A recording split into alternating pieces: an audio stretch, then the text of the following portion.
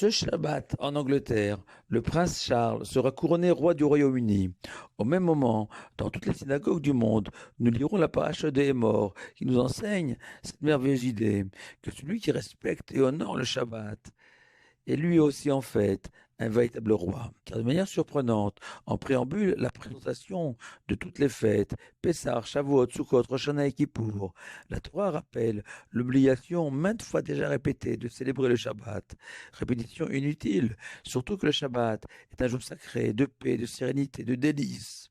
Contrairement aux fêtes, qui sont dans leur essence des moments de joie, de bonheur intense, celui de revivre les sensations d'élévation spirituelle de nos ancêtres lors des événements historiques qui commémorent ces fêtes.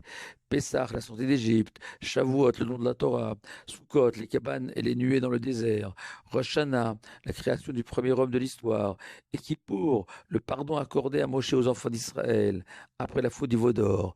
Alors que Shabbat, c'est l'Éternel qui a volontairement cessé son activité créatrice, sans que l'homme Adam y soit associé de manière quelconque.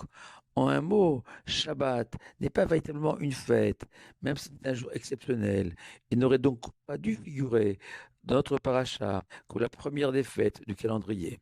Et Rashi répond que la Torah a voulu souligner le lien entre Shabbat et les fêtes, et que célébrer toutes les fêtes équivaut à accomplir tous les Shabbatot de l'année, dans le sens où chaque fête est porteuse d'un idéal, d'un rêve, et que le Shabbat est la synthèse de, de tous ces idéaux, de ces rêves, et que si Pessah est synonyme de liberté, Shavuot de l'étude de la Torah, Sukkot de la confiance en Dieu, Rosh Hashanah de remise en question de soi-même, Kippour de réconciliation avec soi-même, Shabbat est porteur de tous ces idéaux réunis, et c'est la force du Shabbat de ne pas être un jour consacré à l'acquisition d'une seule vertu et oublier les autres. Non, la grandeur unique de ce jour, c'est l'harmonie qui s'en dégage, l'homme parfait à l'image de son créateur. Il est capable d'être généreux, rigoureux, confiant, attentionné, passionné, mesuré, enthousiaste en même temps.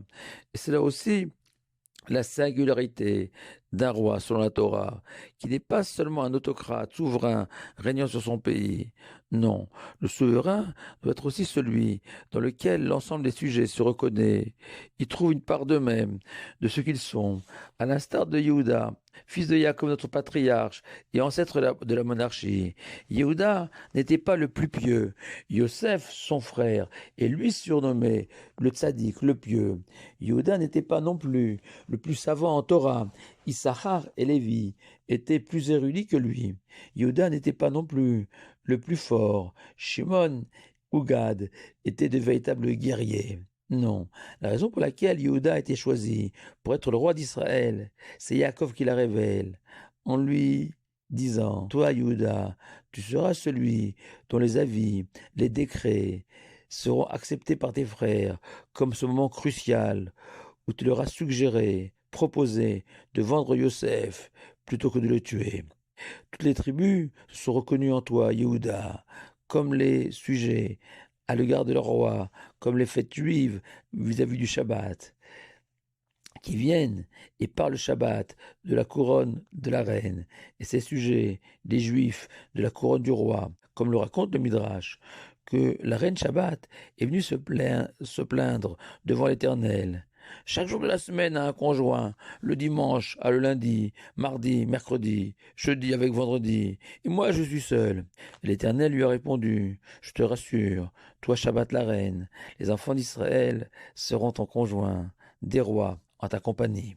Et dans cette perspective d'harmonie, le Rav Hutner enseigne que si pendant la semaine, il y a un temps consacré aux activités profanes, manger, boire, dormir, s'habiller, et des moments de sainteté, comme prier ou étudier, le Shabbat, toutes les activités deviennent sacrées en l'honneur du Shabbat. On mange en l'honneur du Shabbat, on boit en l'honneur du Shabbat, on s'habille, on se repose. Tout porte le cachet de ce jour unique où tout est réunifié, sacré, du sceau du Shabbat. dans l'esprit du Midrash que l'Éternel a donné les 10 commandements en un seul souffle, pour signifier que devant Dieu, les tables de la loi ne sont pas divisées en deux parties, les obligations vis-à-vis de Dieu, les devoirs à l'égard des hommes. Non, il y a une vision globale de la vie d'un homme, holistique, pour reprendre ce mot à la mode.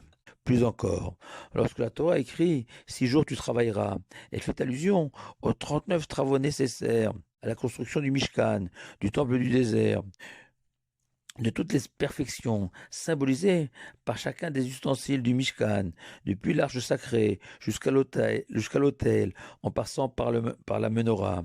Le Mishkan, où chaque centimètre carré est porteur de sens et de divinité. Mais voilà que la Torah écrit, mais le Shabbat, tu ne travailleras pas à l'édification du Mishkan. Pourquoi? Parce qu'en ce jour, l'homme lui-même, chacune de ses cellules, de ses pores, chacun de ses gestes, de ses paroles, deviennent porteurs de sens et de divinité, tel un roi, dont chacun de ses gestes et de ses paroles est attendu et guetté par ses sujets.